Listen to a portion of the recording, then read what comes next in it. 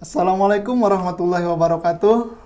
Sahabat Jemari, senang sekali rasanya saya Abdullah Muhammad Thayyib Nasution bisa membersamai sahabat Jemari sekalian dalam rangka bincang-bincang terkait dengan pemberdayaan dan keberpihakan. Di sini kita sudah mengundang narasumber kita, Bang Hairul Fahmi.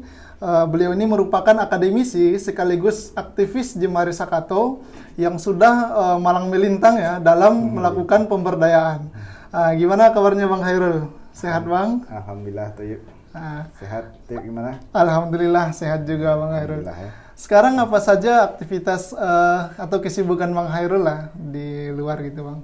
Iya, sesekali ke Jemari ya, karena masih terlibat beberapa kegiatan di Jemari, termasuk kawan-kawan mengamanahkan sebagai ini ya, Dewan Pengurus di Jemari Sakato. Tapi yang tetap itu di kampus ya. Kampus ya. Sekarang di jurusan Sosiologi di Universitas Negeri Padang. Di UNP Bang. Ya UNP itu yang paling ini ya, yang banyak menyita waktu sekarang itu. Iya Bang. Bersama mahasiswa dan tetek bengek kehidupan kampus lah ya. Iya. Ada pengabdian juga sana, ada penelitian dan lain itu ya. Iya Bang Hairul. Itu Bang, selain juga aktivis Jemari Sakato, Bang Hairul juga merupakan mantan direktur Jemari Sakato sendiri Bang ya. Tahun berapa kemarin Bang? Itu 2015 sampai 2018 ya, sesudah Pak Safrimed itu. Iya. Baru setelah itu Bang Robi. Iya Bang. Memang saya lihat memang Jemari Sakato kita sebagai aktivis merupakan sebuah lembaga yang fokus kepada untuk masyarakat yang lebih baik gitu Bang ya. Iya, tagline-nya. Dari kegiatan-kegiatan yang dilakukan juga merupakan kegiatan-kegiatan pemberdayaan, bagaimana masyarakat ini bisa berdiri sendiri gitu Bang. Oke, mungkin pengalaman Abang di bidang pemberdayaan ini bisa Abang ceritakan Bang? Iya, sebenarnya tidak banyak juga sih Thayyib, tidak terlalu malang melintang sih ya seperti yang Thayyib sampaikan tadi, tapi masih belajar ya, dalam konteks belajar.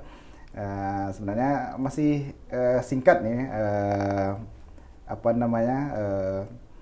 pengalaman di bidang pemberdayaan ini. Sebetulnya kalau dari sisi background pemberdayaan memang di bidang pendidikan ya, background pendidikan sebenarnya memang erat kaitannya dengan aktivitas pemberdayaan.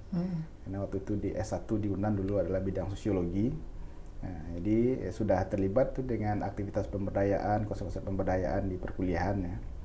Nah, setelah pasca kuliah di Sosiologi UNAN S1 baru mencoba terlibat dan dilibatkan oleh kawan-kawan di beberapa kegiatan pemberdayaan ya. Ya terutama di Jemari Sakato sendiri lah ya. Banyak dilibatkan berbagai aktivitas pemberdayaan di beberapa daerah ya. Dan di berbagai isu juga, macam-macam isunya itu tuh. Mulai dari isu peningkatan ekonomi, kemiskinan ya.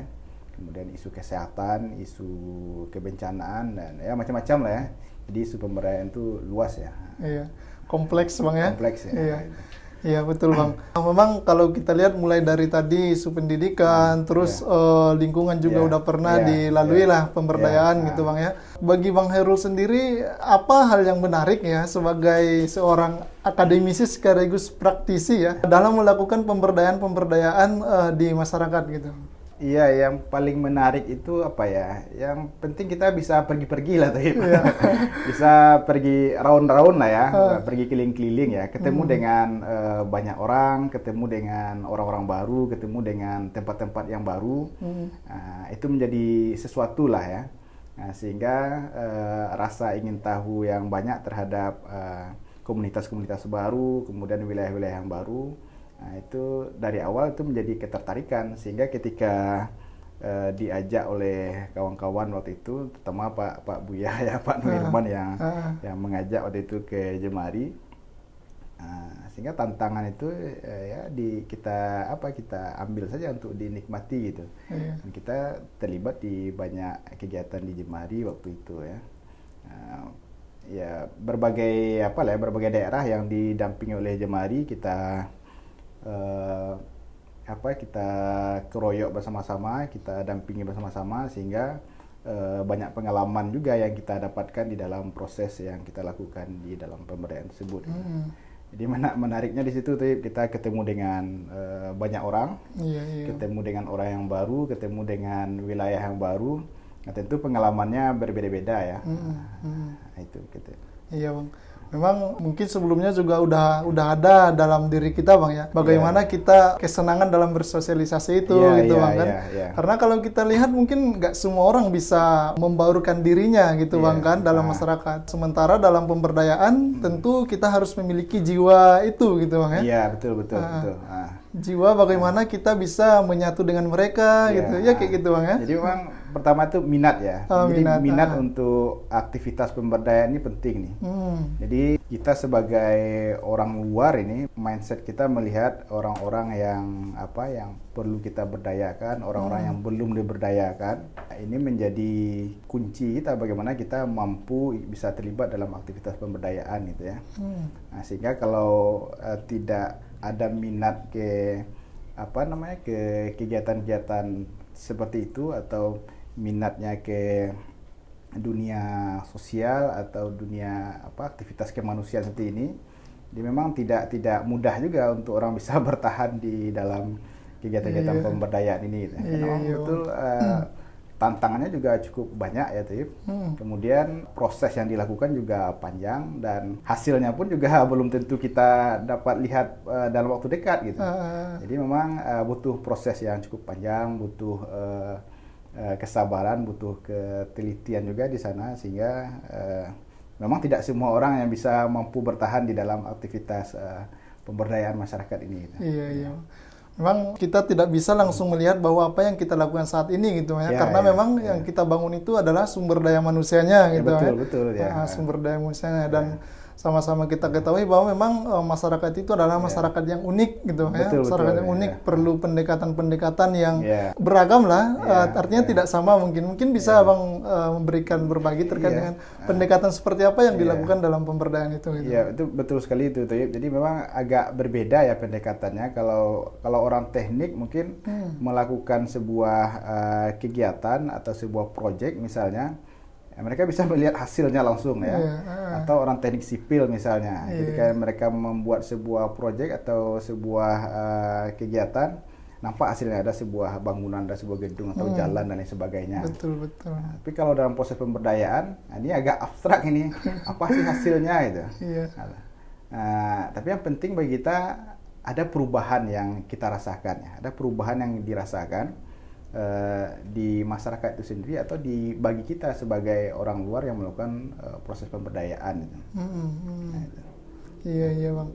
Kalau pendekatan ya macam-macam lah ya pendekatan pemberdayaan yang dilakukan oleh teman-teman ya. Kalau kita di Jemari juga mengembangkan beberapa pendekatan sebenarnya ya, terutama bagaimana model pemberdayaan itu betul-betul memiliki ruh keberpihakan terhadap masyarakat yang terabaikan gitu ya. Jadi memang prinsip utama dari pemberdayaan itu adalah mengutamakan yang terabaikan gitu. Nah, itu kata Robert Chambers kan itu di prinsip pertama pemberdayaan gitu ya. Nah, sehingga di dalam aktivitas atau pengalaman pemberdayaan yang kita lakukan terutama di Jemari ya, itu memang betul-betul kita menyasar kelompok-kelompok yang termarginalkan, kelompok-kelompok rentan ya, masyarakat terpinggirkan, masyarakat yang miskinnya itu ya miskin sekali gitu ya. Bukan di bawah garis kemiskinan, tapi sudah tepat di garis kemiskinan gitu ya. Jadi memang rentan dong ya. Rentan sekali gitu. Jadi memang keberpihakan itu yang kita tonjolkan dalam aktivitas pemberdayaan gitu ya.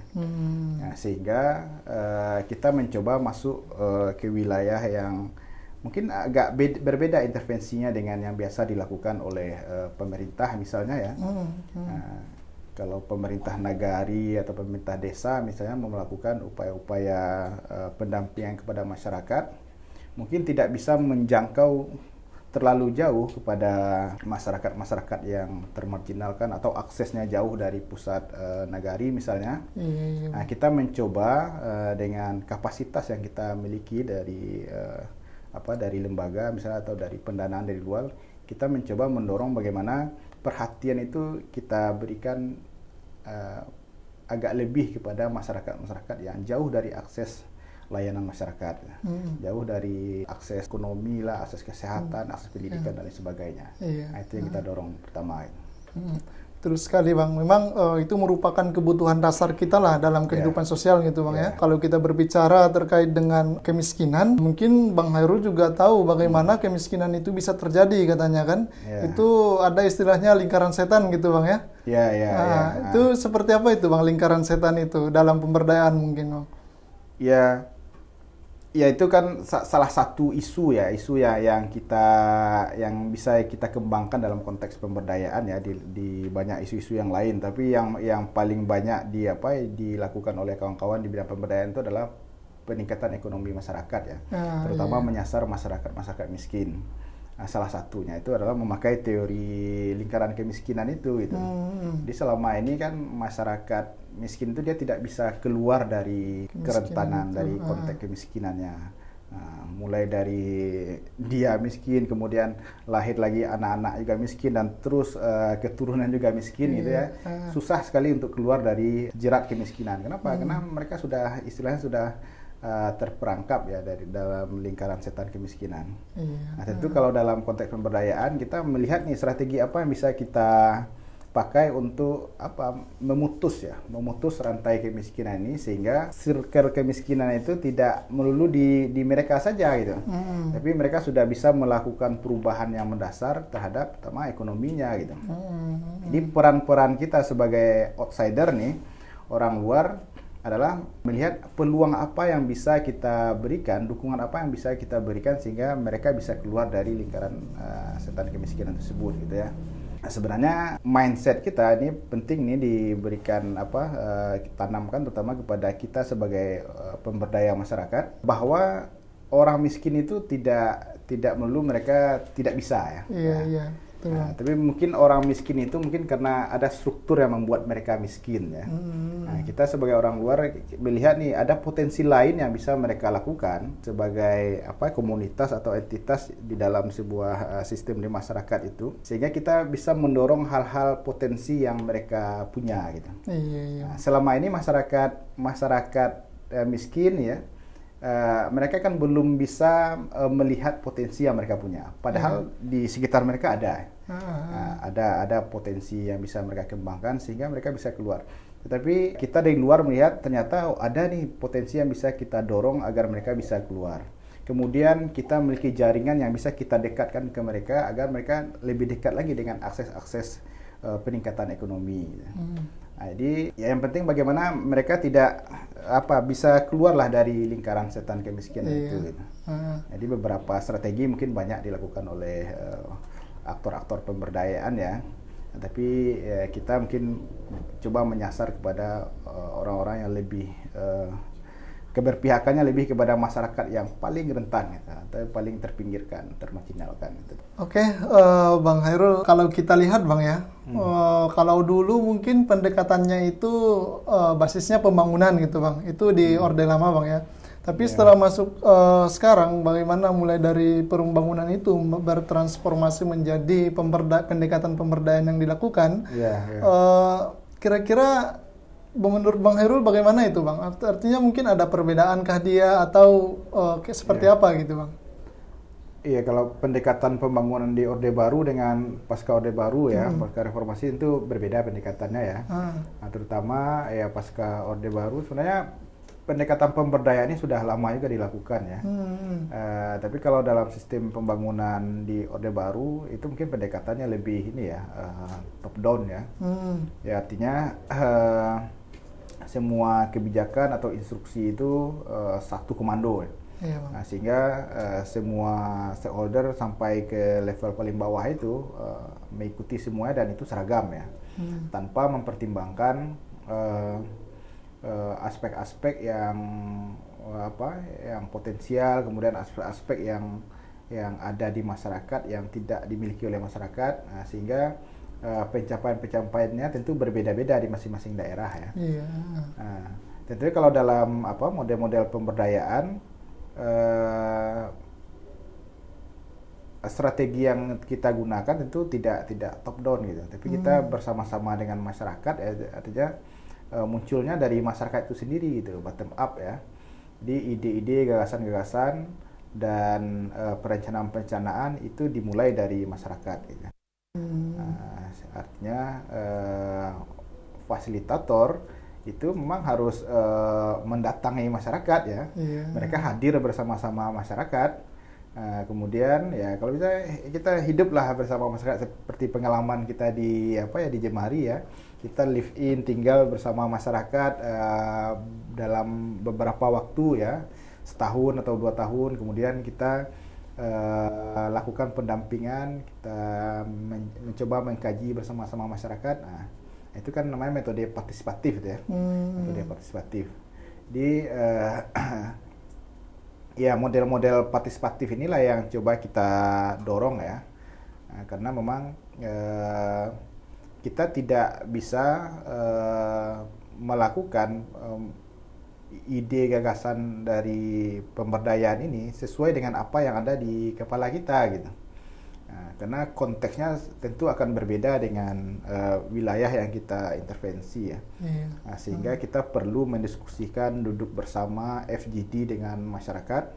Nah, sehingga lahirlah beberapa rekomendasi, kemudian konsensus dari masyarakat apa yang bisa kita lakukan bersama-sama untuk bisa keluar dari kondisi yang ada pada saat itu gitu. Nah, itu. Oke Bang, artinya mungkin pembangunan itu dipukul rata Bang ya, dari pusat diturunkan ke daerah. Kalau model-model pembangunan di zaman Orde Baru kan seperti itu ya. Nah, sementara kalau pemberdayaan ini tergantung kebutuhan atau berangkat dari masyarakat itu sendiri gitu Bang ya. Tetapi tentunya mungkin kalau tujuannya sama-sama Bang ya, untuk menuju kesejahteraan itu gitu Bang ya. Iya, tapi mungkin hasilnya tentu berbeda juga atau model pendekatan yang berbeda tentu hasilnya juga berbeda. Nah, kita tentu lebih cenderung mencari pendekatan yang terbaik ya, pendekatan yang terbaik. Betul. Nah, sehingga hasilnya juga paling maksimal. Nah, itu. Tapi kalau dalam model pembelajaran pemberdayaan masyarakat ini sebenarnya sudah pembelajaran sudah sangat lama sebenarnya. Bahkan di zaman Orde Baru itu juga sudah hadir LSM-LSM yang ikut terlibat dalam proses pemberdayaan masyarakat, diskusi-diskusi dengan masyarakat ya. Tapi tentu mereka mencoba menjadi istilahnya itu ya, menjadi kekuatan lain dari pemerintah yang dengan metode top down-nya. Kemudian kawan-kawan di NGO, di LSM waktu itu mencoba juga bergerak di level bawah untuk memberikan penguatan-penguatan kepada masyarakat dengan metode yang berbeda dari pemerintah.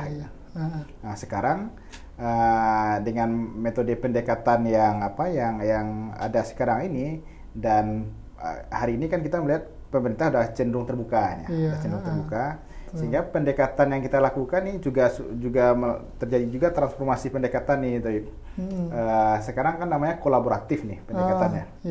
Jadi pendekatan kolaboratif ini kita pikir pendekatan paling ideal ya, walaupun secara aplikasinya mah agak berat juga ini. Nah, kalau disebut kolaborasi itu mudah menyebutnya, tapi pelaksanaannya di lapangan juga sangat sulit nih, bagaimana menciptakan kolaborasi antar stakeholder di masyarakat ya.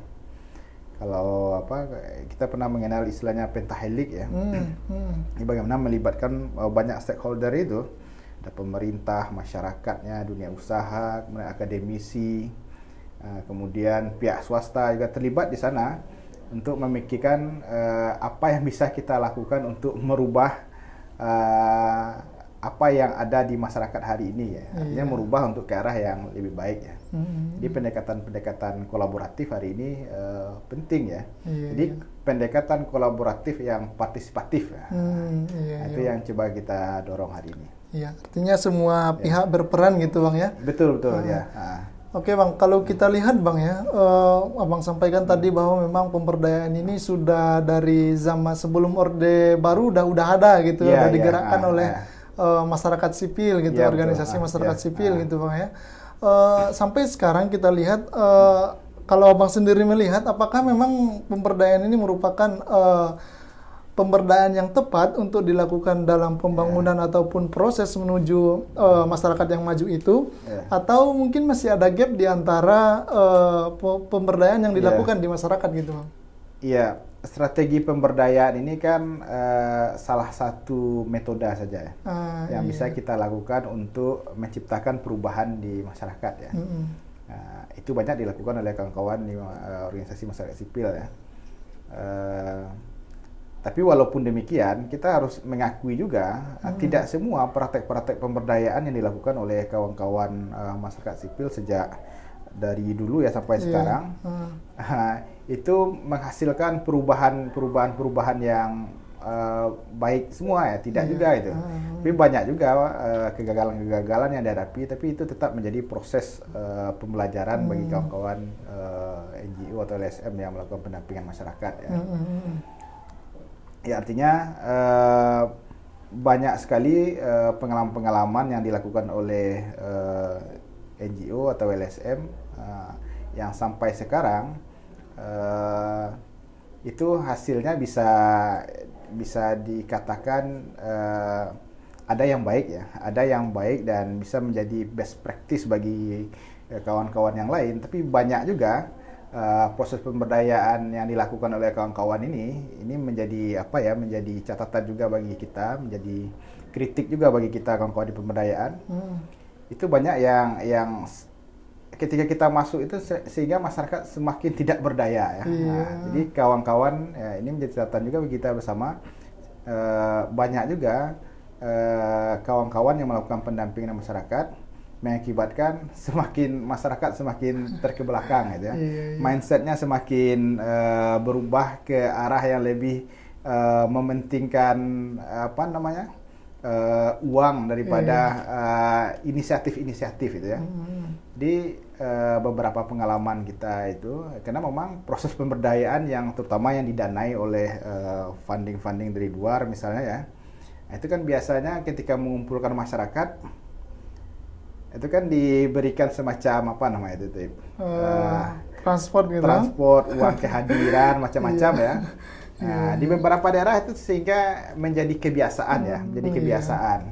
Nah, sehingga untuk proses pembelajaran selanjutnya daerah tersebut, ketika menghadirkan masyarakat untuk diskusi, untuk kumpul-kumpul, jadi catatan bagi mereka, ada nggak transportnya untuk menghadiri kegiatan ini, gitu ya. Kalau nggak ada, nggak hadir gitu. Jadi semakin berubahlah mindset masyarakat ya. Ya artinya kita perlu juga melihat ini apakah kehadiran kita sebagai pendamping masyarakat menjadikan masyarakat semakin berdaya atau semakin ketergantungan gitu. Iya, betul. Ini penting jadi catatan bagi kita sih. Karena kalau dalam teori ketergantungannya pun kenapa negara ini tidak berkembang atau tidak maju? Karena dia ketergantungan dengan negara-negara yang maju gitu Bang ya. Jadi masyarakat juga seperti itu. Jadi selama ini kita sukses dalam melakukan program pemberdayaan, tapi suksesnya ketika dalam durasi proyek pelaksanaan gitu. Masyarakat nampak perubahan, tapi setelah itu 2 bulan, 3 bulan atau setahun, 3 tahun setelah kita tinggalkan, coba kita tengok lagi bagaimana dampak pemberdayaan yang sudah kita lakukan. Apakah masyarakatnya kembali lagi seperti kehidupan semula atau memang mereka berkelanjutan proses yang kita lakukan pemberdayaannya itu. Nah itu, jadi ada juga yang membuat menciptakan ketergantungan karena proses pemberdayaan yang tidak tepat tadi. Betul Bang, memang karena pemberdayaan itu kan tidak ada akhirnya gitu kan, artinya ketika suatu pemberdayaan kita lakukan, kita monitoring atau evaluasi, akan muncul mungkin ide-ide baru yang harus kita lakukan dengan masyarakat itu gitu Ya betul ya, kalau kita kawan-kawan Jemari kan daerah-daerah yang sudah menjadi dampingan dalam satu proyek itu kan tetap menjadi tanggung jawab lembaga untuk didampingi ya. Walaupun secara pendanaan dari funding tidak didanai lagi, tapi tanggung jawab lembaga untuk tetap menjaga terus komitmen masyarakat yang sudah kita dampingi beberapa tahun misalnya atau beberapa bulan, sehingga mereka tidak keluar dari tidak kembali lagi ke kondisi ketidakberdayaan yang sebelumnya kita dapatkan gitu. Iya, betul Bang. Oke Bang, mungkin kondisi saat ini kita lihat di masyarakat gitu kan. Kalau Bang sendiri dari mungkin udah ada metode, udah ada strategi yang sebenarnya itu baik dia dari praktik baik yang telah dilakukan atau yang disampaikan oleh para ahli gitu Bang. Kalau Bang sendiri kira-kira strategi apa yang perlu kita lakukan Bang ya dalam melakukan pemberdayaan di tengah-tengah masyarakat saat ini gitu Bang? Metode pun juga cukup banyak ya, beragam itu metode pemberdayaan ya. Dan metode-metode pun terus berkembang ya, terutama yang mengikuti perkembangan kekinian lah ya. Apalagi sekarang sudah masyarakat digital ya, tentu metode pemberdayaan juga menyesuaikan ya. Tapi mungkin yang paling sering dan masih relevan kita pakai sekarang ya metode partisipatif itu ya. Metode partisipatif yang salah satu metode yang biasa kita gunakan itu adalah menggunakan toolsnya PRA ya. Nah, tools PRA itu pun juga cukup banyak ya, dan itu pun terus berkembang, terus banyak ya sesuai dengan konteks perkembangan zaman ya. Dan penggunaannya juga pun tidak harus semuanya kita gunakan ya metode-metode ini, tapi sesuai dengan konteks wilayah atau isu yang ada di masyarakat yang kita berdayakan gitu ya. Ya kalau PRA itu kan macam-macam toolsnya itu. Ada apa namanya? Ada mapping ya, mapping partisipatif, ada transek, ada kalender musim ya, siklus harian dan lain sebagainya. Itu tools atau metode yang bisa kita gunakan untuk menilai potensi yang ada di masyarakat, kemudian bagaimana masyarakat menyadarkan lah, merubah mindset masyarakat, apa yang ada pada diri mereka, kemudian apa yang bisa mereka lakukan bersama-sama untuk merubah kondisi mereka hari itu. Jadi ya macam-macam lah metodenya yang bisa digunakan, tapi tentu dengan kondisi kekinian kita bisa saja melakukan pemberdayaan masyarakat dengan menggunakan konten-konten digital ya, menggunakan aplikasi dan sebagainya. Nah, mungkin kita tunggu pula lah Jemari ada nggak gagasan baru untuk menciptakan sebuah metode pendekatan digital dalam proses pemberdayaan ya. Nah ini menarik nih mungkin ya. Ya artinya kita mencoba menyesuaikan karena sampai kalau akses informasi sekarang kan sudah sampai ke pelosok-pelosok desa ya. Nah, sehingga sangat mudah sekali sebenarnya untuk membantu menyebarkan informasi ke masyarakat sampai ke pelosok desa.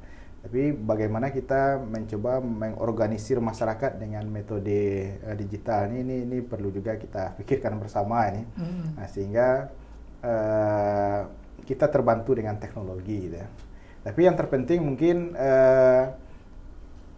aktivitas pertemuan kita dengan masyarakat itu mungkin tidak akan bisa ditinggalkan mungkin ya, karena di situ yang menjadi ruh pemberdayaannya gitu. Bagaimana kita membuat jadwal pertemuan rutin dengan masyarakat ya, kita bertemu langsung dengan masyarakat, kita hadir di tengah-tengah masyarakat. Nah, ini menjadi kekuatan dalam proses pemberdayaan itu. Walaupun sebenarnya dalam kegiatan konten-konten aplikasi digital sudah bisa kita setting bagaimana kita bisa menyebarkan informasi, tapi aktivitas bertemu dengan masyarakat itu mungkin masih relevan, masih penting juga kita pakai sekarang. Oke, Bang Hairul, kayaknya kita udah masuk penghujung nih Bang. Sebelum kita ke penghujung mungkin ini udah ada kopi nih Bang. Kalau bisa kita hirup kopi Jemari ya. Iya.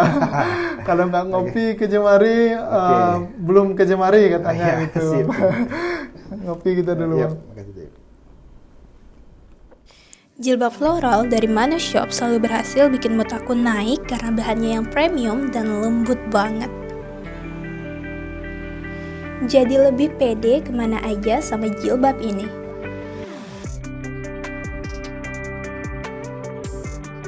Jilbab ini tuh menggunakan kain voile premium yang super tegak dan gampang banget untuk diatur.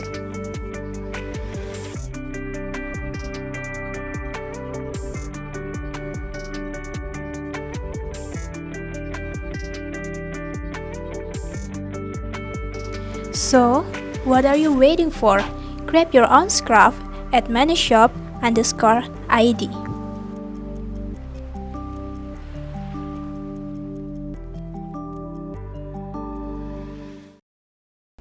Nah, oke Bang Hairul, udah Siap. panjang lebar tadi kan ya. Oke, sip. Berbagi pada kesempatan kali ini. Ya. Mungkin sebelum itu kita minta closing statement dulu dari Bang Hairul Oh, iya. terkait dengan sesi kita. Iya, jadi dari mungkin sudah banyak hal yang kita diskusikan terkait dengan pemberdayaan ya, Tip. Ya. Mulai dari pengalaman pemberdayaan sampai metode, strategi dan lain sebagainya ya. Tapi yang terpenting itu memang pemberdayaan itu kan tidak pekerjaan instan ya. Dia butuh proses, dan untuk menciptakan perubahan itu butuh waktu yang cukup panjang juga, sehingga masyarakat betul-betul establish ya, sampai kepada tahap yang kita dianggap yang bisa kita anggap berdaya ya. Nah, sehingga butuh kematangan fasilitator nih dalam proses pemberdayaan. Kemudian bagaimana mindset pemberdayaan itu penting ya, terutama bagi fasilitatornya, bagi orang luarnya, bagaimana memandang masyarakat itu adalah masyarakat yang ya betul-betul mampu bisa berubah ya, untuk menjadi lebih baik ya. Nah, itu mungkin itu. For better society ya. Itu intinya tuh. Oke Bang Hairul, terima kasih banyak. Sahabat Jemari, kita sudah banyak mendengarkan beberapa berbagi dari Bang Hairul sendiri terkait dengan konsep pemberdayaan, keberpihakan, metode, strategi gitu kan.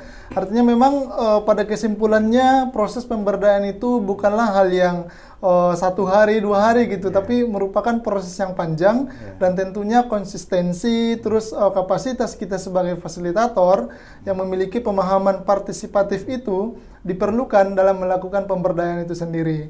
Oke Bang Hairul, barangkali kami ucapkan terima kasih banyak atas kesempatannya. Terima kasih banyak Toyib. Pada sesi ini, mudah-mudahan di sesi yang lain kita bisa berbagi banyak hal gitu. Oke, untuk sahabat Jemari, terima kasih juga. Wabillahi taufiq wal hidayah. Assalamualaikum warahmatullahi wabarakatuh. Waalaikumsalam warahmatullahi wabarakatuh.